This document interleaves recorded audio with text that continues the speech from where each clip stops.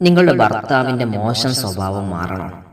മക്കളുടെയോ സഹോദരങ്ങളുടെ മോശം സ്വഭാവം മാറണോ? അങ്ങനെ നിങ്ങൾക്ക് വേണ്ടപ്പെട്ട ആരുടെ മോശം സ്വഭാവം മാറണമെങ്കിലും ഒരാത്മീയ പരിഹാരമുണ്ട്. മുഴുവനായി കേൾക്കൂ.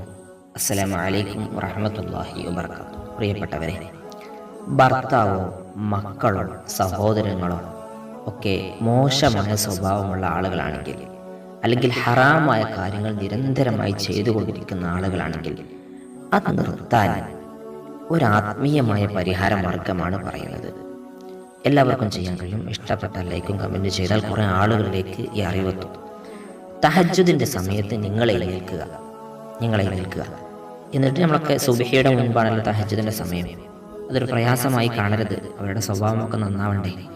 എന്നിട്ട് 7 സ്വലാത്ത് നിങ്ങൾ ചൊല്ലുക. സാധാരണ സ്വലാത്ത് ഏതെങ്കിലും ചൊല്ലിയാൽ മതി. ഒരുപാട് സ്വലാത്തുകളുണ്ട്.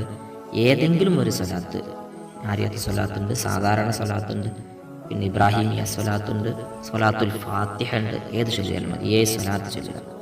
ശേഷം സൂറത്തുൽ ലഹബ്, തബ്ബത് യദാ അബീ ലഹബിൻ വതബ്ബ് മാ അഗ്നാ അൻഹു മാലുഹു വമാ കസബ് എന്ന് തുടങ്ങുന്ന സൂറത്തുൽ ലഹബ് അത് 19 തവണ നിങ്ങൾ പാരായണം ചെയ്യുക. ആദ്യം 7 സ്വലാത്ത്, പിന്നെ 19 തവണ സൂറത്തുൽ ലഹബ് പാരായണം ചെയ്യുക. ശേഷം അത് ഓതിയതിന് ശേഷം വീണ്ടും 7 തവണ നിങ്ങൾ അതേ സ്വലാത്ത് ചൊല്ലുക.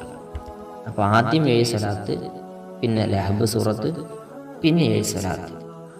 അങ്ങനെ നിങ്ങൾ പാരായണം ചെയ്തു കഴിഞ്ഞതിന് ശേഷം നിങ്ങൾ ചെയ്യേണ്ടത്, ഇത് ആർക്കാണോ മോശപ്പെട്ട സ്വഭാവമുള്ളത് അവരുടെ തലയിൽ മന്ത്രിക്കുക. ഓതിക്കഴിഞ്ഞാൽ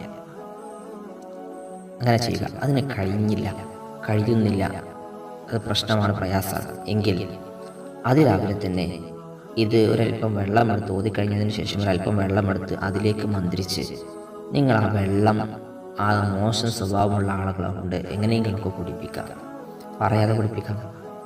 ഇനി അതിനും കഴിയുന്നില്ല, ആൾ സ്ഥലത്തില്ലാത്ത ആളാണ് എങ്കിൽ ഇത്രയും ഓതിയിട്ട് ആത്മാർത്ഥമായി അല്ലാഹുവിനോട് ദുആ ചെയ്യും.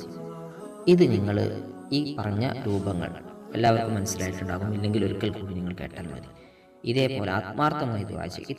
ഇത് പരമാവധി നിങ്ങളെ കൊണ്ട് എത്ര ചെയ്യാൻ കഴിയുമോ അത്രയും ദിവസം ഇത് നിങ്ങൾ തുടർന്ന് ചെയ്തു പോന്നാൽ ഇൻഷാ അല്ലാഹ് അവരുടെ സ്വഭാവം മാറാൻ ഇതൊരു കാരണമാകും. എപ്പോഴും നമ്മൾ ദുആഇനെ അധികരിപ്പിക്കണം. ഇതിനോട് കൂടെ ആ ദുആ സ്വീകരിച്ചാൽ ഇത് നമുക്ക് ഉറപ്പായും ഉപകാരപ്പെടും. അല്ലാഹു സുബ്ഹാനഹു വ തആല നമ്മുടെയൊക്കെ ബന്ധപ്പെട്ടവരുടെ സ്വഭാവങ്ങൾ, ഭർത്താവിൻ്റെ, മക്കളുടെ, ഭാര്യയുടെ ഒക്കെ സ്വഭാവങ്ങൾ നല്ല സ്വഭാവങ്ങളാക്കി അല്ലാഹു അനുഗ്രഹിക്കട്ടെ. വീണ്ടും കാണാം ദുആ വസിയത്തോടെ. അസ്സലാമു അലൈക്കും വറഹ്മത്തുള്ളാഹി വബറകാതുഹു.